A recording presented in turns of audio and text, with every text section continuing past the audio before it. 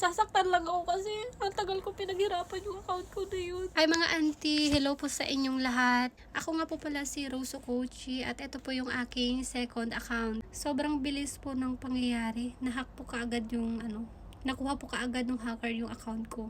Mali talaga yung ginawa ko mga auntie kasi nagbigay po ako ng code sa kanya ng OTP. Kaya napalitan niya po kaagad yung email ko at saka yung number. Nakapag-live pa nga ako kanina mga auntie kasi nga po nakakonect yun sa sa isang account sa Blue App. Tapos wala na po, natuluyan na niya ng nakuha yung account ko. Actually ban na po yung account ko mga auntie kasi nag-post siya doon ng malaswa. Wala naman pong problema ng mga auntie doon sa account ko. Kaso nga lang yung memories ba. Sobrang tagal ko yung pinaghirapan. Sobrang tagal kong pinaghirapan yung account ko ngayon. Doon ako nagpo-post nung nanganak ako kay Kenshi, nung pinanganak ko siya, halos doon ko na, parang ginawa ko ng diary yung account ko na yun.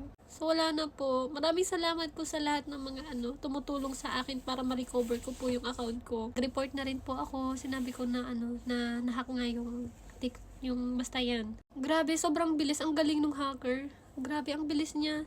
Tapos humihingi pa siya sa akin ng pera. Sabi niya bigyan ko daw siya ng $300 para ibalik daw niya yung account ko.